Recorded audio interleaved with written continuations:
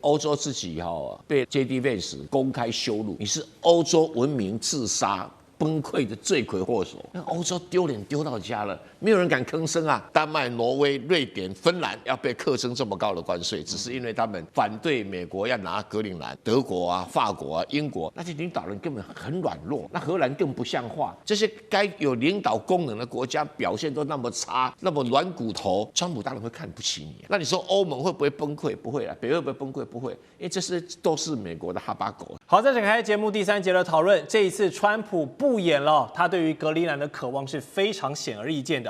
面对欧洲拒绝要出售格陵兰呢，他又拿出了他最熟悉的招数，2个字：关税，来逼迫你啊。面对8个欧洲国家有谁？丹麦、瑞典，还有挪威、法国、德国、英国、荷兰、芬兰等等。你们这8个人呢，不满意我这个收购格陵兰是吧？那我对你们2月起课征10%的关税，先意思意思就好。6月起这几个月呢，你们再不掉头认错学乖的话呢，不好意思，我继续上调到25%。之后还有没有更多的招数？我们就看川普他怎么继续再出招，并且他还沾沾自喜的在社群媒体上抛出了这张黑白的照片，他自诩呢是这个关税之王。的确啊，从他这个去年重新上任以来，真的是把关税玩出花样来了。好，那美国的财政部长贝森特也是帮腔啊，说现在的欧洲太软弱了，所以美国有必要接管格陵兰。好，那前白宫的这个高官葛瑞他甚至都已经帮川普把2套剧本都已经想好了。1就是你格陵兰直接成为美国的海湾领地吧，像是这个关岛一样。2或者是呢，我让你们独立，但是你之后呢要跟美国签署所谓的这个 COFA 也就是一个自由联合的协定。好，听上去是给你选择，还帮助你这个独立，这不是你们格陵兰人之前也一直在吵的事情吗？这么好，但其实不管你怎么选，最后都是要归美国管。所以请教蔡委员，现在格陵兰呢，除了这个欧洲还有他们这些人民，还有政客上街头口头抗议，我们不要美国这个滚回去之类的，他们真的拿川普一点办法没有吗？一点办法都没有，没有办法，因为欧洲自己被那个 JD Vance 公开羞辱，你是欧洲文明自杀崩溃的罪魁祸首。美国才是这个希腊罗马精神文明的提升的国家。哎呀，你看，那欧洲丢脸丢到家了，没有人敢吭声啊。那现在好了，这个北欧4国，丹麦、挪威、瑞典、芬兰，要被课征这么高的关税，只是因为他们反对美国要拿格陵兰。那你其他的这个西欧国家，法国、德国、英国、荷兰能干嘛？你说要叫欧盟起来反击，那其他国家干他什么事啊？其他国家去扯，你说要波兰啊、匈牙利啊、西班牙、意大利啊，他们避而远之，根本懒得管这个事情啊。他们也知道欧洲这些领导阶层啊，包括这个德国啊、法国啊、英国那些领导人根本很软弱，那荷兰更不像话。这些该有领导功能的国家表现都那么差，那么软骨头，川普当然会看不起你啊。那贝森特当然打蛇随棍上。欧洲太软弱，这是个事实。这是个事实。那像乌克兰一样啊，都只是像马克龙只出嘴巴那什么都不做也不出钱，也不出力然后美国有必要接管格陵兰，记错了啦。美国要接管格陵兰跟欧洲没有关系因为川普觉得未来在历史上要留名。你看嘛，他经常赞美麦金利买下阿拉斯加，他赞美门罗买下这个路易斯安那。路易斯安那是整个面积比现在路易斯安那大多比现在路易斯安那州大很多，而且又用军队占领了佛罗里达。这是伟大的美国总统，开疆扩土的美国人。对，我要提醒北京一下，做什么“一带一路”不如增加领土面积，听懂我在讲什么吗？这是个历史上的规律嘛。那贝森特当然会这么想其实大部分美国人都这么想，你可以了解到这个事。那格瑞说法跟我一开始对这个问题的说法一模一样。我说格陵兰不会变成美国一个州，一定变成美国的波多黎各或者美国的帛琉。一定变成这2个模式嘛那波多黎各就是海外领地嘛，然后 COFA 就是 Compact of Free Association， 这个就是帛琉嘛不管哪一样都是美国管的这不是问题。那这样可以彰显到川普的伟大。现在只是川普要伟大，不能让川普不开心，懂吗？现在整个全世界最大的主轴就不能让川普不开心，是啊。我觉得其他国家会因为客关税啊，也不敢再声援他们，甚至于德国内部也会觉得我干嘛去嘎这一脚啊？那你说欧盟会不会崩溃？不会啊，北约会不会崩溃？不会，因为都是美国的哈巴狗，它怎么会崩溃？不会的。好，事实上这个欧盟近几年针对很多的议题，确实在跟美国的对抗上都表现得非常的软弱，但其实他们也不是没有尝试要做过反击哦。大家还记得去年关税战的时候吗？他们也曾经拿出很多要反制美国的方案，只是欧盟自己都没有办法枪口一致对外啊，自己打来打去，为了彼此国家的利益，结果最后呢又是这个集体退缩让利了，说人不是人太好，就是人太傻。好，就连这个华府的智库都已经直接不讳言的直白的讲，到目前为止，感觉唯一能让川普退让的也只有中国而已了。好，欧盟跟中国当然双方有的底气跟筹码是不太一样，那两者跟美国的历史渊源还有这个联盟的关系也不尽相同。但每次只要欧洲跟川普发生矛盾，感觉气势上总是落人家一截，就是好像要这个把脸伸出来让你打巴掌的感觉的理由。他们不敢学中国大陆正面硬刚，应该有很多的顾虑。但杨老师，你觉得最关键的点是在哪里？白宫顾问最近写文章说，这个世界已经变成是以权力、实力、武力来统治治理的世界。换言之，其实欧洲过去一直以来都跟着美国后面，还自认为自己是 number two 全世界是没错，它的 GDP 加起来大概有19兆美元哦，跟中国不相上下。英国虽然离开了欧洲但离开了欧盟，但欧洲国家英国、法国也有核子武器啊。问题是欧盟就不是一个国家，而且它建构了很多一层一层的官僚体系，反而使得很多的决策这个缓慢，也没有办法去代表这些主要的国家，主导的还是法国、德国。那现在的领导人又没有像以前的梅克尔一样，所以呢，欧盟现在碰到的问题就是，你跟自己的大哥闹起来了，才发现到其实过去都是靠美国保障他们的安全，维持他们的经济。他们在军事上不足以跟中国、美国、俄罗斯对比，他们在经济上也加起来，但事实上不能够加起来。他们在科技上也没有办法跟现在的美国跟中国去相对比。所以简言之我们现在讲多极体系，美国、中国的G2的体系之下，也许再加一个俄罗斯，但欧盟不会成为另外一个极。也就是欧盟现在这次被美国真的打趴打穿。那21号他们就要决定，去年他们跟美国签的贸易协定15%的关税，21号他们决定要不要通过。那我觉得他们这一次为了表现尊严不会通过，但后续敢不敢对美国采取一些反制的措施？比如说调查呀、反胁迫啊，法国已经这么讲，但我觉得他们不敢。你反胁迫调查我，我就针对你。你现在还敢去得罪川普？那丹麦不可能卖掉格陵兰，对，因为跟以前不一样。丹麦曾经在1917年卖了就是维京群岛2500万美元卖给美国，但这次为什么不能卖？因为格陵兰老早已经取得自治的地位，在2009年他们取得了，他们可以举行公投独立，虽然目前是没有这么做，对，所以他不可能卖，因此呢，最好的方式就是格陵兰自己公投，那川普当然大钱撒下去，公投下去，是不是看他们能够独立，或者是加入美国成为欧洲的一部分？那个时候的欧洲就会完全被看穿、被打扁。好，美国的媒体Politico 直接点名了，川普想要格陵兰呢，其实或许除了这个国防的考虑之外呢，也不是要抗中抗俄，而是反而帮了普丁让北约内部的这个裂痕继续扩大。那国际的注意力呢，就会先从乌克兰被转移，欧洲的资源也会因为各种瞧不拢被迫分散。那这谁开心？当然是俄罗斯开心了。那西班牙这个总理也直接表达，如果美国入侵格陵兰，普丁将会是世界上最开心的人离谱的是，这个美国的准冰岛大使更私下放话说，格陵兰之后，冰岛有可能也是我们美国的第52州你这样冰岛人怎么这个情何以堪？格陵兰都还没有吞下去，下一个名单你都帮我写好，未来会不会有53、54州继续这样增加？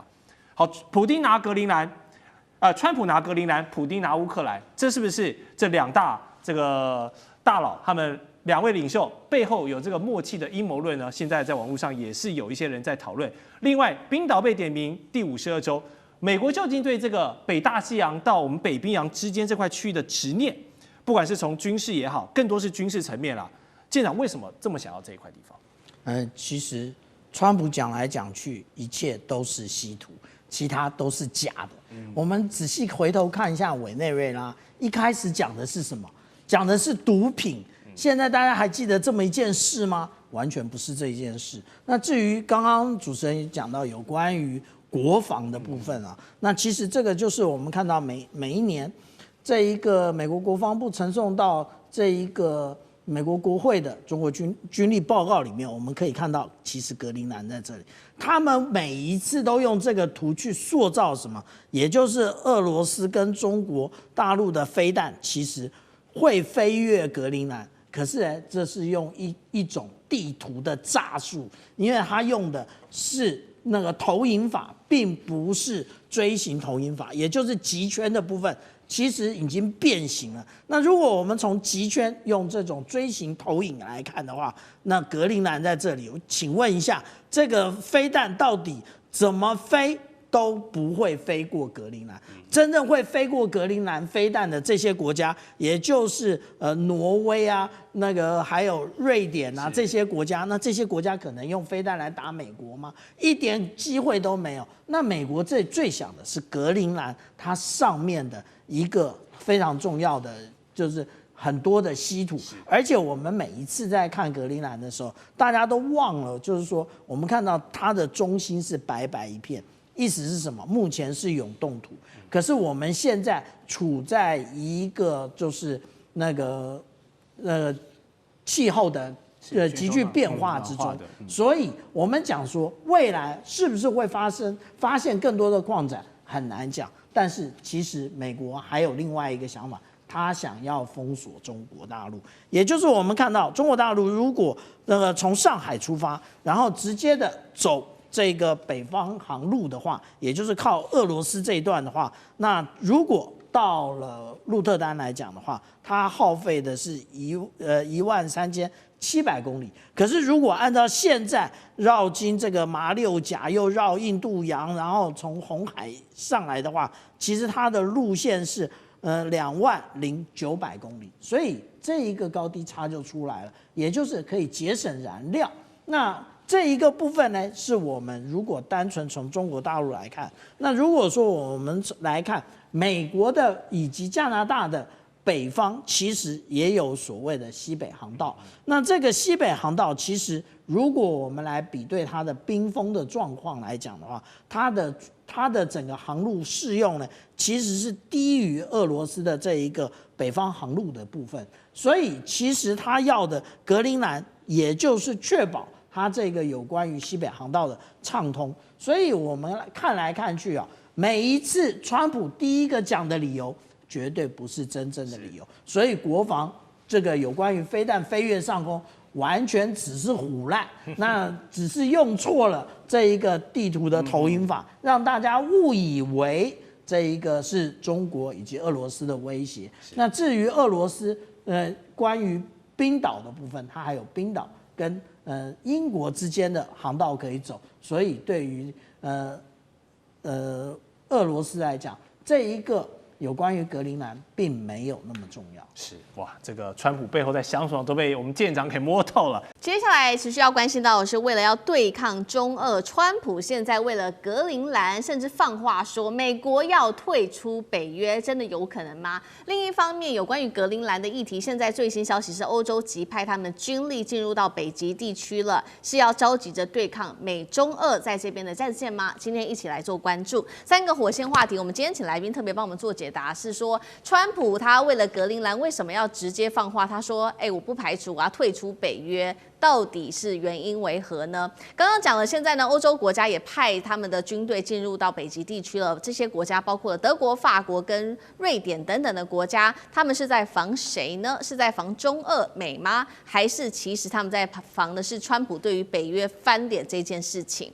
第3件事情，我们今天也会来关心到是，当美国为了格陵兰掀翻北约，欧洲又急派军力进入到北极地区，但是岛上的居民他们根本不在意这些地缘政治啊，他们认为在经济上面他们已经受够了，这场角力到底最后是算在谁的账上？今天就这些议题，我们来一起做关心。赶快来看到是在1月14号这一天，三方的一个会谈，美国、丹麦、格陵兰的官员他们在华府举行了将近是1个小时的三方会谈，谈完之后，川普直接就对外摊牌，他说：“美国，我们为了金琼计划需要格陵兰这个地方，要是我们真的不进驻的话，接下来不管是俄国或者是中国大陆也会拿下。我们不能指望丹麦能够保护格陵兰呐。”所以他也放话了，突然间说了一句吓死大家的话：不排除脱离北约。来看到两国的外长怎么说，丹麦直接说了，川普到现在还是想要征服格陵兰，我们跟他有根本性的意见上面的分歧。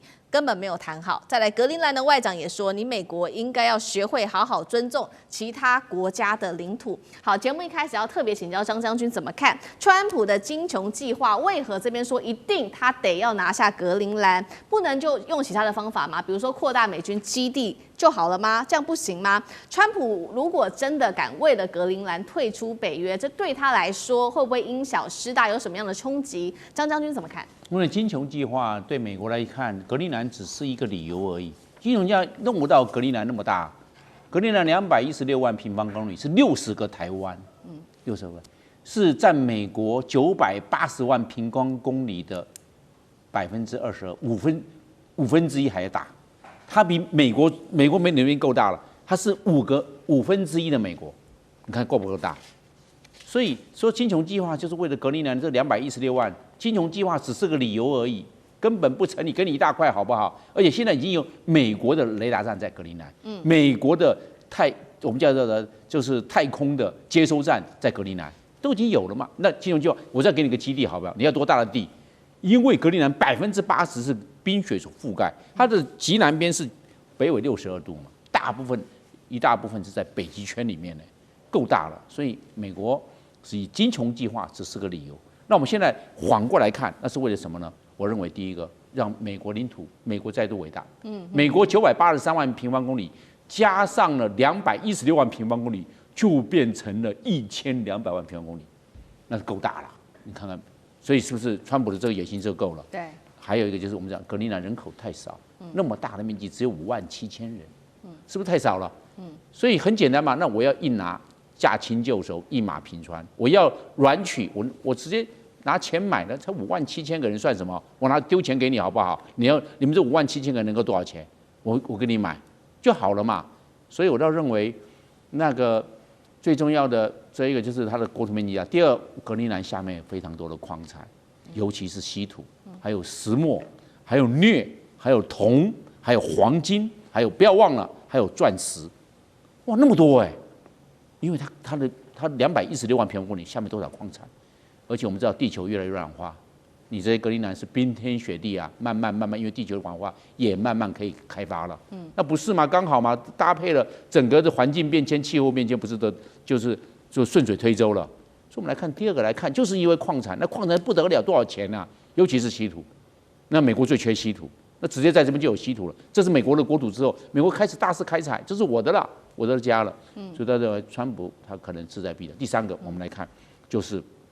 这些德国也好，他们在进驻的，包含法国也要进驻啊，都是要进驻。他们这个只是一个点缀而已啦，他们只是形式上进驻。你进驻几百人算有用吗？你真正实质进驻，你们每一个国家派出2万，你这样的话大家凑个10万在那边，哎呦，这规模出来了。但是你那补给怎么用？军营设施还没有盖嘞，你的营房也没有盖，跑道也只有1条，你怎么用？所以没有办法，现在只能形式进驻。那对美国、对川普的决心能够产生嚇阻的作用吗？我认为只能讲聊胜于无，只有形式上的意义，并没有造成实质嚇阻的结果。只要川普一退出北约32个国家嘛，30个在欧洲，2个一个加拿大，一个美国在不在那个欧洲嘛？很简单，他一退出来，那我就是要美国允许，谁敢杠美国？他是世界超强，是世界的独霸，谁敢跟他？所以这些实质上的进驻没有，你只有形式上的进驻，这些欧洲的国家并没有形成气候，也对川普没有这方面的贺阻的效果。川普就要交出成绩单，并吞了格陵兰，就是把它变成他最大的攻击了。所以他认为这个川普会软硬兼施，最后就要把格陵兰硬是要把它吃下来。好，补充张将军刚刚特别讲到说，这个欧洲国家形势上的进驻有哪一些国家？目前总共是统计有7国，除了刚刚特别提到的德国跟法国之外，还包括了瑞典、挪威、加拿大、荷兰等等的欧洲国家。他们这几天呢，在当地是展开了周边的海域的军事部署跟演训，那也进行北极耐力的军演。那现在派出的都没有一些比较有规模的武器，只有一些小规模的侦察，还有先遣部队。后续他们说可能会派战机等等，但是可能都是微不足道的。那北约国家也批评警告说，中俄的舰队你们长期在这边，而且是不怀好意的，你们都说是科研。他认为他不相信，绝对不是为了看海豹、看北极熊等等，是为了要找出可以反制我们北约水面舰跟潜舰的方式，所以长期中俄进驻在这个地方。我们先请教厉将军又怎么看欧洲国家的动作？现在集结在格陵兰这边的军事动作，还有中国大陆现在低调在北极这边的动作，厉将军又怎么看？这次北约这总共7个国家派兵去协助格陵兰，真的了不起。那派出的人数是派出的国家数量比这个人数多，人数比枪多，枪比子弹多。那总共这几个国家，德国果然是这个北约的大国，他派出的人数最多，多少人你知道吗？13个人。然后其他的国家来讲的话，总共大概包括到瑞典啊、挪威各国只有2个人而已，2个人只是用观察员身份。那法国马克宏讲的是很大声，到现在为止，他说他要派出2个人，可是这2个人到现在还没有派出所以你就看到说北约国家有多么的苍白跟羸弱无力当然他们也只是形式上，我觉得他们也不敢对抗这个跟川普作对了，这是很明显的。第二个，我觉得川普在这个节骨眼上面，俄乌战争俄罗斯正在展开它的冬季攻势，而且目前在俄乌战场上面，可能大家比较不去关注了，最近目光都摆在格陵兰，但是俄乌战场现在这个乌克兰状况是非常的不利，因为包括北中南3个战线，俄罗斯现在是大举的展开攻击，东斯的攻势已经展开，在这种节骨眼上面，我们看到北约国家正在白俄罗斯的边界那边集中兵力。那这时候川普不是一个搅屎棍吗？这北约国家搅屎棍，你选在这个时候在北约屁股后面捅刀那真的是北约前面已经应付不过来啊！你在后面给人家捅刀，然后还叫人家这个要抽调兵力去对付防卫这个格陵兰。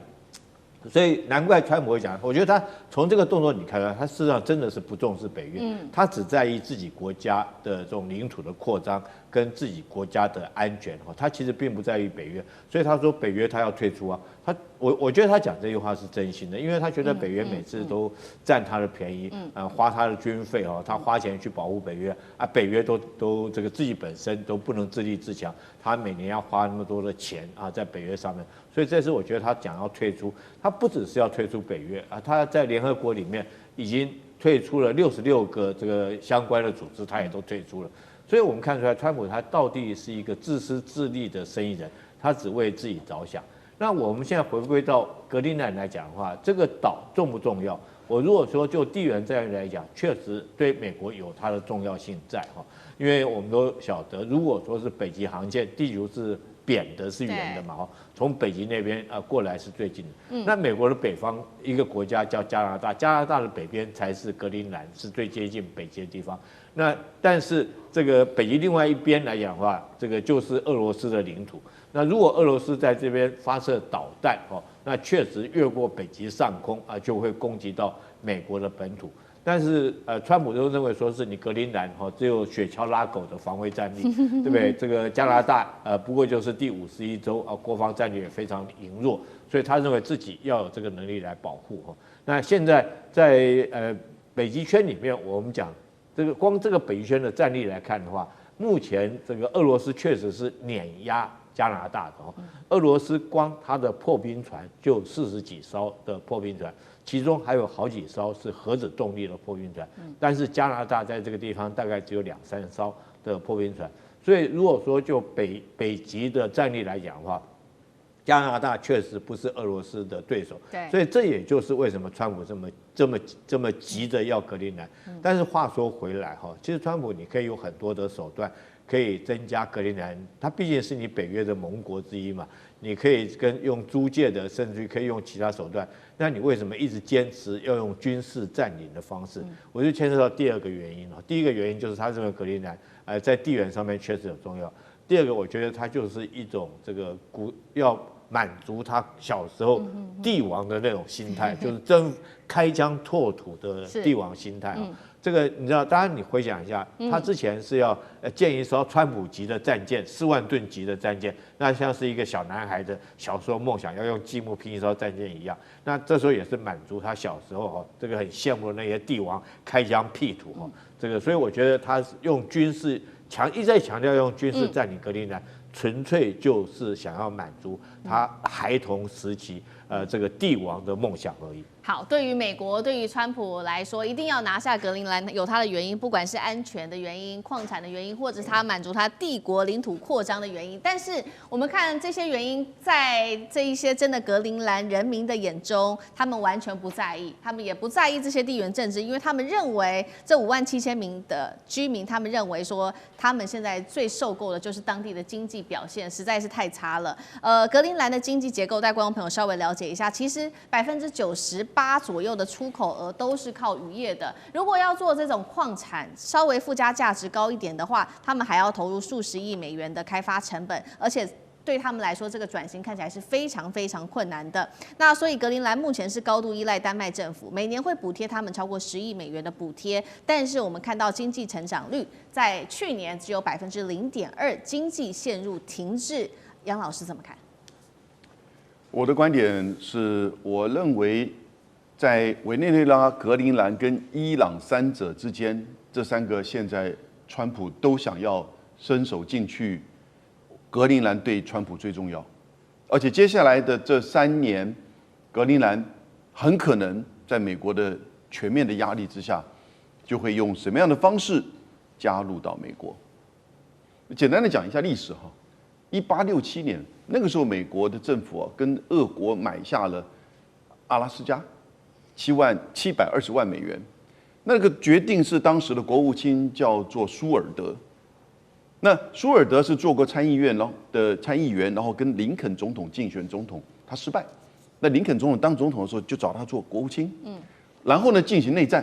内战结束之后，林肯被暗杀，副总统叫詹森上来，继续舒尔德做国务卿。虽然在美国内战结束了，舒尔德还是想尽办法要跟俄国买阿拉斯加。不过那个时候他被批评，你买的1毛不值的地方。像是舒尔德的冰箱，其实他接下来就想要买格陵兰。他为什么要买阿拉斯加跟格陵兰？他目标其实要把当时还没有独立的加拿大变成美国的版图的一部分。这个是一直以来美国的政治精英希望把整个美洲就掌控在美国的很重要的一个关键。然后呢，门罗主义后来就往南延，在19世纪末，川普最羡慕的麦金利总统。他就发动美西战争，1898年打赢了，所以古巴、菲律宾、波多黎各、关岛拿到手中，同时也出兵占领了夏威夷。麦金利也提高关税，你们觉得很像？川普就是要去实践这些，而且他这个留名，如果格陵兰拿下来之后，其实他就历史留名，所以他为什么一直在讲加拿大是第51州？那丹麦卖这个殖民地也是这个经常的事儿啊。18世纪的时候，他把印度以南跟那个锡兰，现在叫斯里兰卡的几个小这个殖民地跟就是贸易站，他卖给英国，后来也卖西非的部分给法国。1917年，他把丹麦属的西印度群岛卖给了美国，2500万美元，就是现在美国在加勒比海的所谓的维京群岛。但这次丹麦能不能卖格陵兰？不能，因为格陵兰是一个自治省，他没有角度、没有权利去卖，所以我觉得最有可能最后面就是让格陵兰人自己公投，你决定格陵兰的未来是要独立还是要加入美国。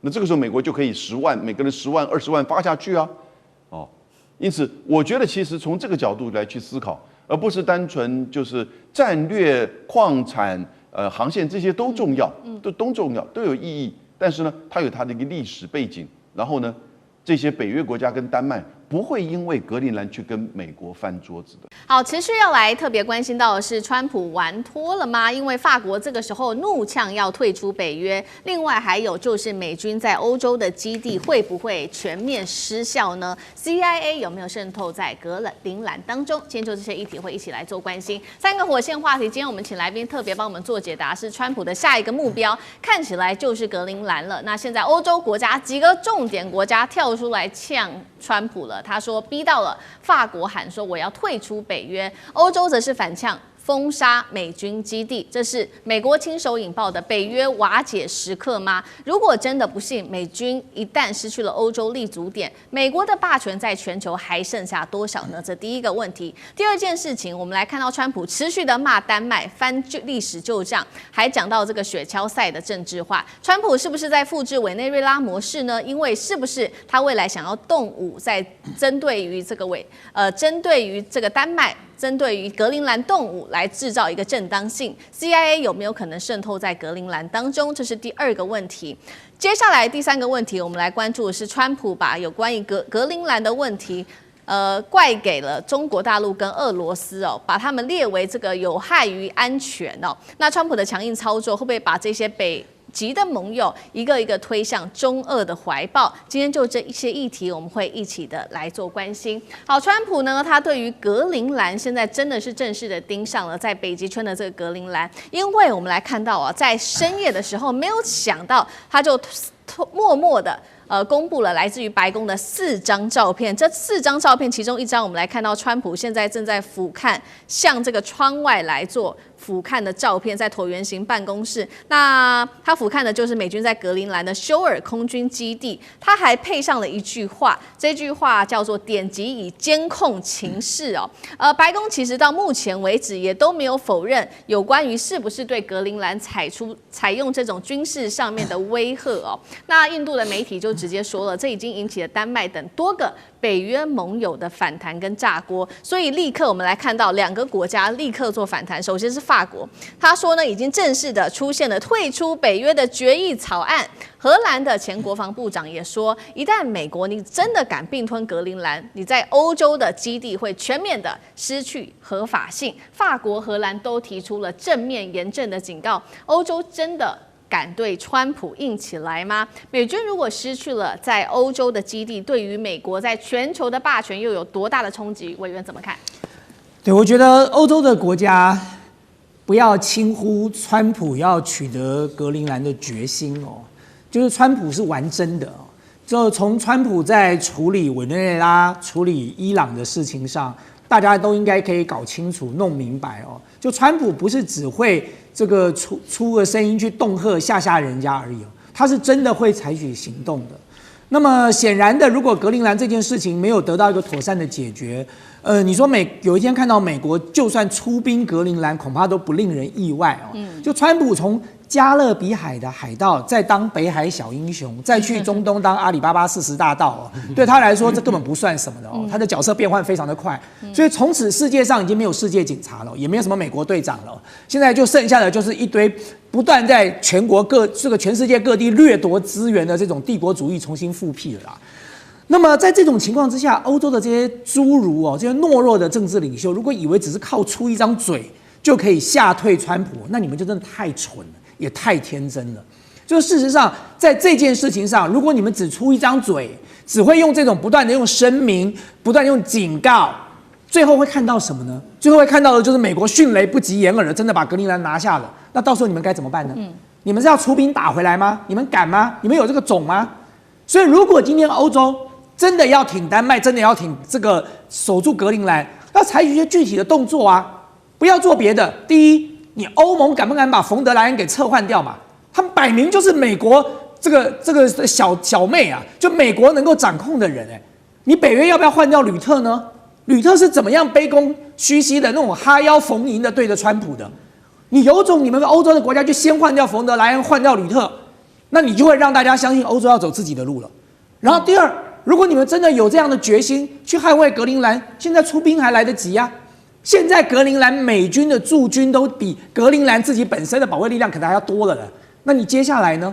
接下来你是要等到格陵兰被占领了，然后你欧洲才组联军吗？还是这个时候你就组部队摆在那里？你看美国要不要跟你动嘛？你有没有这个胆？你有没有这个种？你敢不敢做这件事嘛？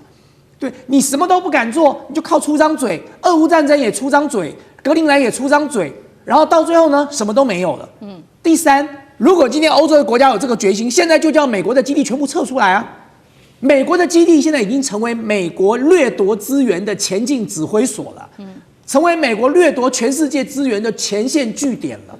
你让这个格陵兰还有一个休尔空军基地，丹麦真的这么带走，就叫休尔空军基地搬走，对不对？整个欧洲如果真的要走向这个欧洲自己的国防自主，你就叫美国的基地全部撤出来啊！今天是格陵兰，下次会不会轮到德国嘞？有一天会不会轮到法国？谁知道啊？你把美国的基地摆在那里，你不就等于是打开门让强盗在你家已经在那边打地铺了吗？等到他哪一天想抢你家的时候，他顺手就抢2下了耶！所以今天欧洲这些国家啊，如果还只是出张嘴，每天以为说这个呼吁一下啦，喊个话啦就可以解决了，别傻了。你们在川普的眼中就像蝼蚁一样啊，他觉得一踩就可以把你们踩死了。好，面对于欧洲现在都只是喊话的一个层面，确实，所以看起来川普的态度比过去还要更加的强硬哦。他直接说了，他直接翻出丹麦的过去的历史旧账，就说呢，丹麦你在2战期间非法占领了格陵兰，甚至连格陵兰的狗拉雪橇赛都爆出了不当邀请的这种政治争议。那格陵兰人其实现在为止都非常的无奈，但是他们其实能做的也不多，他们就是不断的抵制美国。做了什么呢？不买美国的东西啦，然后不去美国了。高达85%的人说呢，他们反对被美国并吞。有这个格陵兰人甚至梦到说，川普开着船从海上逼近他们，在梦中做梦都可以梦到川普，到底有多紧张？苑老师怎么看？他有没有可能像当初拿下委内瑞拉一样，用这个情报战也去拿下格陵兰？哎呀，我跟你讲，这个事情啊，非常非常荒唐了，都不要从哪里评论起。大家要知道，格陵兰211万平方公里，一共只有5.6万人呐、而且绝大多数都集中在他们的南方啊。格陵兰有75%以上的土地是在北极内啊，这根本就没办法居住。那么川普现在的话呢，搞到格陵兰的话呢，他自己的一个想法啊，就是说第一点，他眼里根本就没有北约了，更不要说是欧洲了啊，他会觉得欧洲就是废物啊，看着对他来讲的话呢，赔钱货。那第二点的话呢，就是说川普本身呢，他要格陵兰的目的是什么呢？他要资源，他要这个地缘位置啊，他要这个北冰洋的航道，因为的话呢。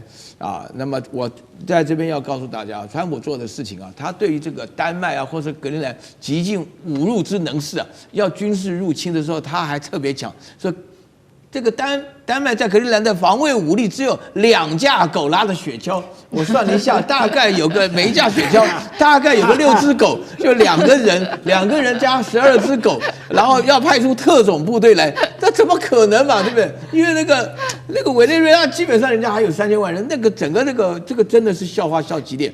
但是我告诉大家，真正的目的哈，川普的目的是这样子的，他要当汉武大帝，因为他发觉他的期中选举。到了今年11月的时候，他真的有很大的麻烦，他一定要又开疆辟土，就讲到说我对了美国的话呢，占下了这211万的平方公里的土地啊，那么就是一个很伟大。那我觉得美国确实有很多人相信能够开疆拓土的。皇帝也好，国王也好，总统也好，那么基本上都是个很能干的，这是他真正的目的了。因为要格陵兰的话呢，然后他就乱讲，说什么中国、俄国，如果我们现在不占领的话呢，中国、俄国就要占领，那怎么可能的事情呢？因为这个是一个破坏了这个战后的秩序。所以最有趣的是，那个俄国的那个梅德韦杰夫了，当过总统的，他讲说你要快一点啊，你要快点出兵啊，要不然格陵兰一公民投票又变成俄罗斯的了，这变成笑话了嘛？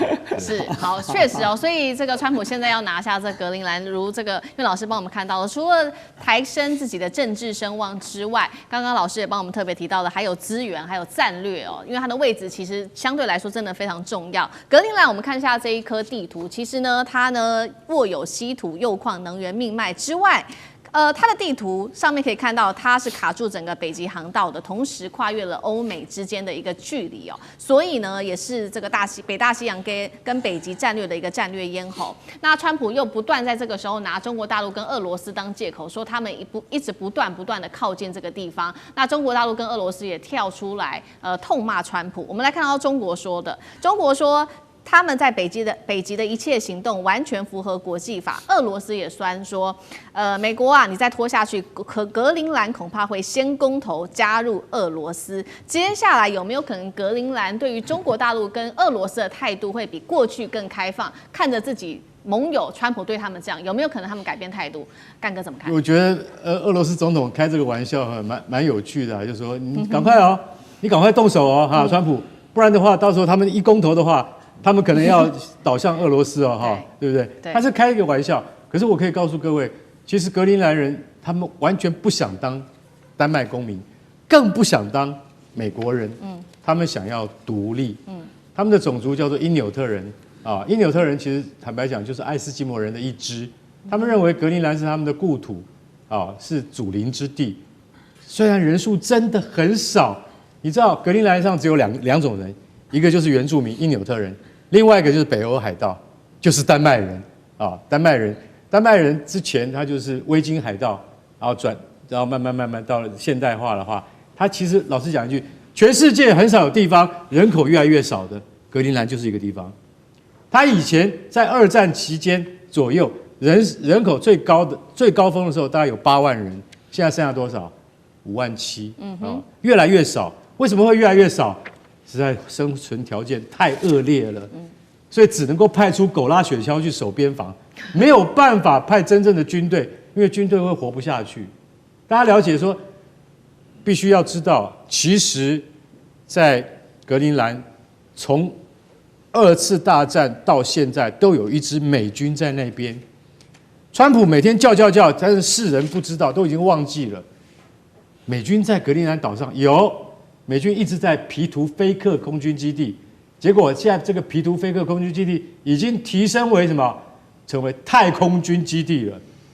美国对格陵兰其实老实讲一句，他流口水不是今天才开始流，他在18世纪200年前，美国国会当初要用550万，当时的550万哦，现在都不知道是多少亿了哈，要跟丹麦买，就那个时候国会反对，不是丹麦反对。国会反对说，你已经买了阿拉斯加那个鸟不生蛋的地方，你现在还要再去买一个格陵兰那个更鸟不生蛋的地方，你都在北极里面，对不对？我们要派谁去呢？所以后来就打消此念了。那大家晓得，如果当初他们顺势买下格陵兰的话，我跟你讲，整件事情现在就不会再发生。对，美国也可以容易。那很容易，就是说他会把北冰洋的霸权都抓在手上。所以大家了解，其实老实讲一句。因努特人啊，他们只想要独立，但是呢，他们对于美国来接收是有疑虑的。你知道为什么？因为他们认为说，给1万到10万的美金来收买我们人心，有些人是动摇了。但绝大部分人认为说不可能，没门。丹麦总理跟丹麦的这个总督也讲说没门啊，不可能，你不可能卖土地，那叫卖祖产嘛，对不对？没有人能够这样做，但问题是，格陵兰一直在丹麦的手上，不会开发，也不会进步。我刚才讲了，人口越来越少，那当然，他到最后，他不想靠拢美国，他也不想这个就是说也独立不成的话，他是不是会倒向中国？因为中国会跟他理性的谈条件，我来协助你开发，你到现在稀土没办法挖，我来帮你挖。为什么？全世界没人做得到，就我中国做得到，要不要？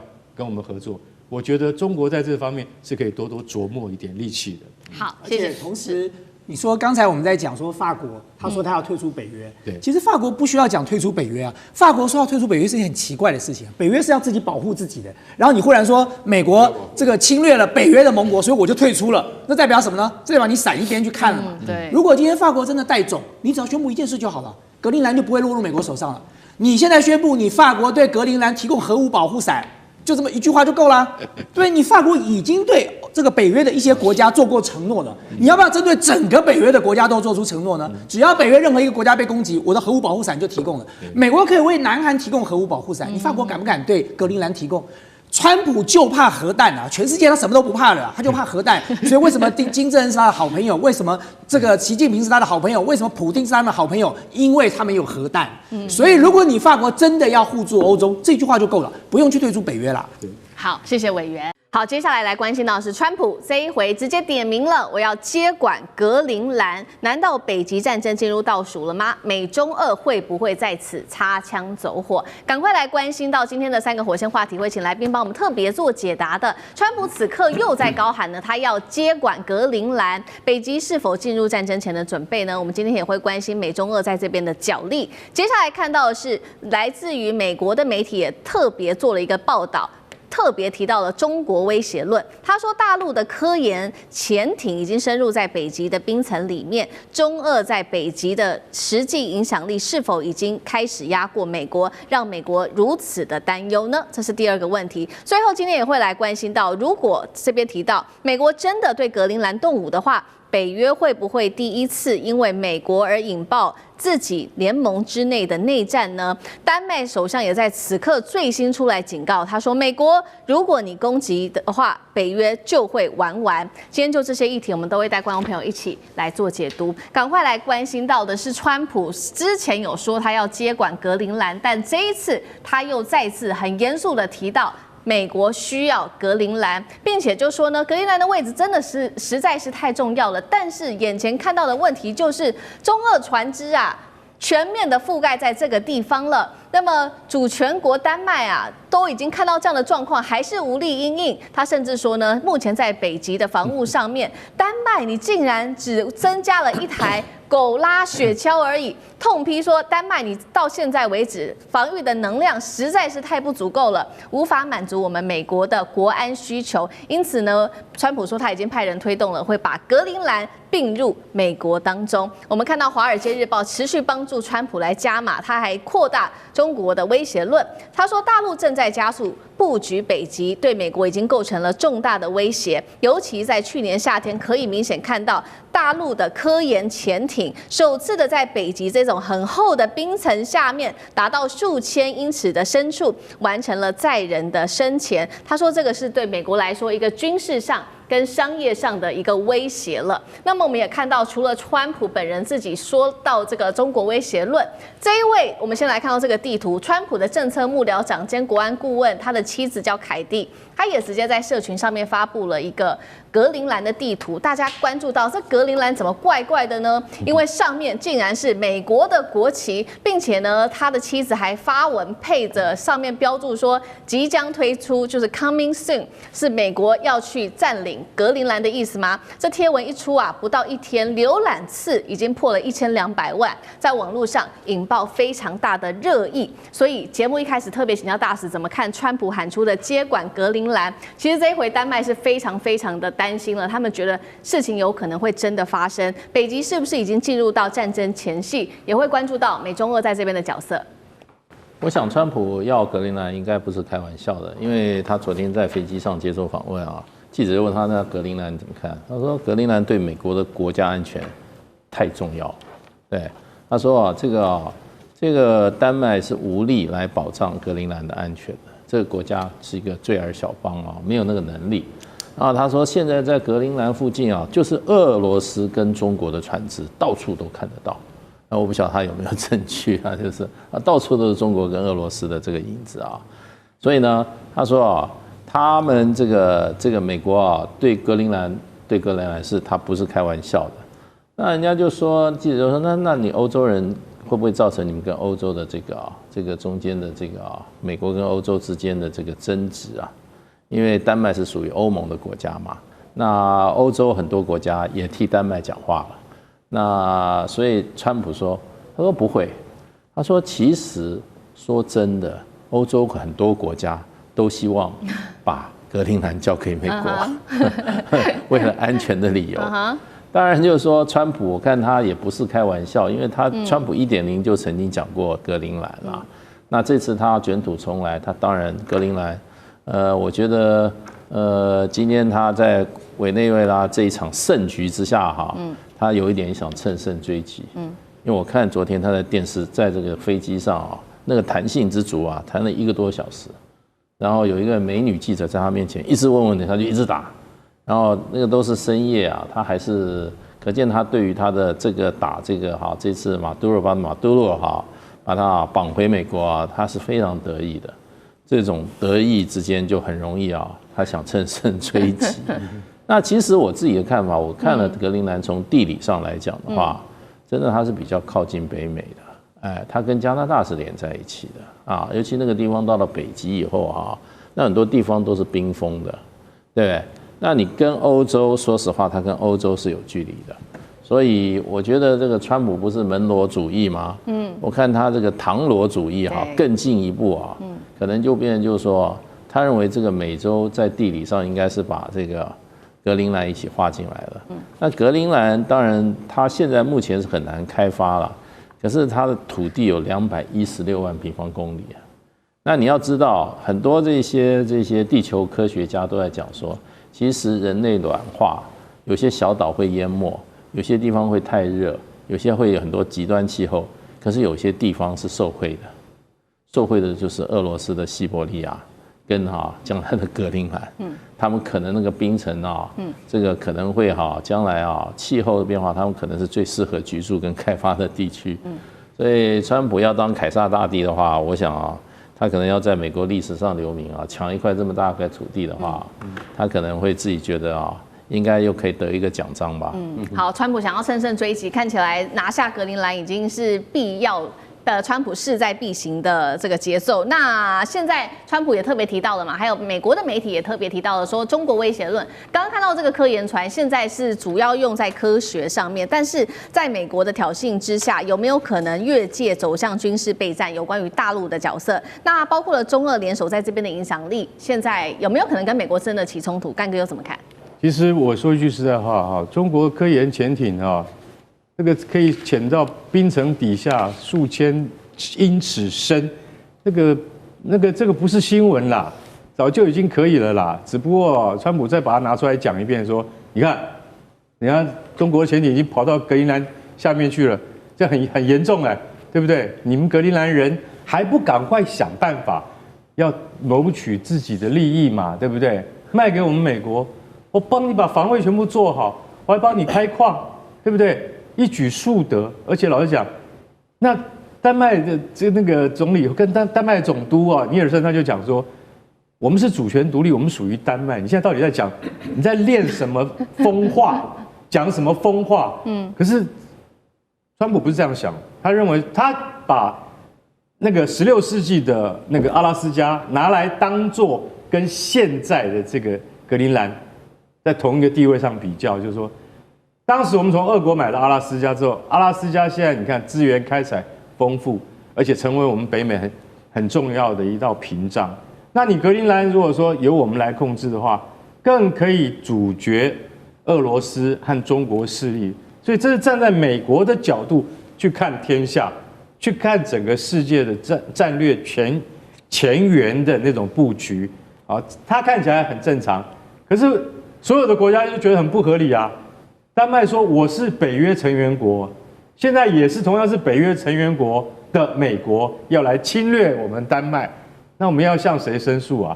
我们是不是投诉无门啊？尤其美国又在联合国安理会有否决权，那我们到底要向国际法庭或是向谁申诉？你就会觉得这是一个很荒谬的、非常荒谬的一个，我没有办法去想象说，因为要抵抗美国入侵。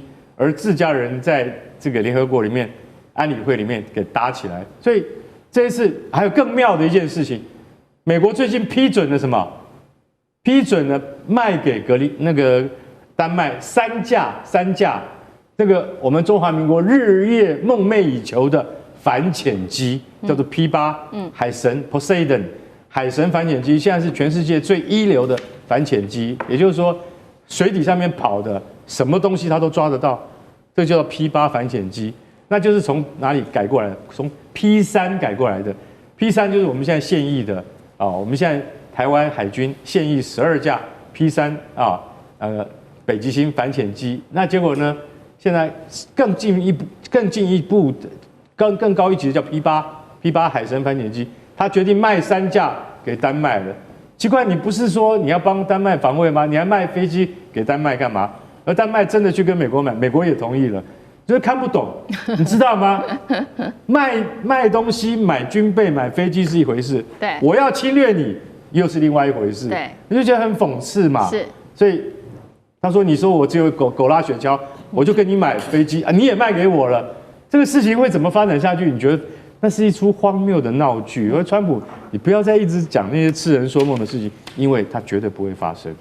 好，那我们也看看，在川普他喊出说要再次接管格陵兰之后，确实现在格陵兰方面还有丹麦也都随即反击了。2位，我们先来看到一个是丹麦的领导人尼尔森，他说够了。怒呛哦，他说这个威胁、施压跟并吞，并不是朋友之间会做的事情。那去年12月，丹麦的情报机构也首次的把美国，这是第一次列为潜在的安全威胁。欧盟国家也表达了不满。那如刚刚这个干哥也帮我们特别提到了，丹麦他还再次的跟川普再一次的提醒他说，我们都是北约成员国，接下来如果有任何事情发生，丹麦其实是有权可以援引北大西洋公约第5条的，就是有这个集体防卫的承诺的，防范美国再次有其他的行动。丹麦的这个首相也说，美国如果攻击，北约将会完了。有没有可能引爆北约自己内部的冲突、导火线，甚至内战，因为美国而引起？上次哥怎么看？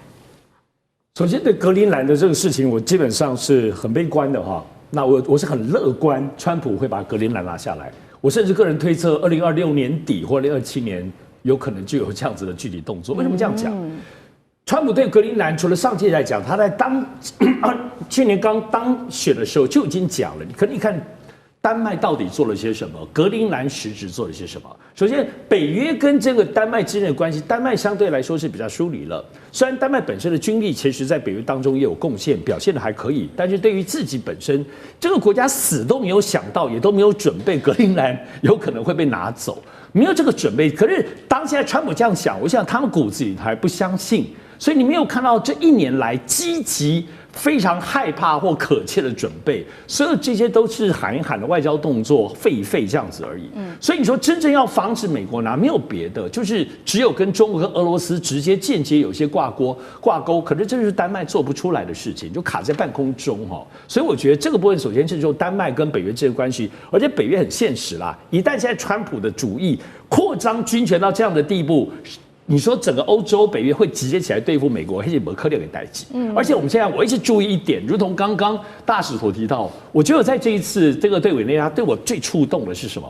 就是看到整个川普在海湖的庄园里头，在看整个抓马杜罗整个过程，他的表情，他非常投入。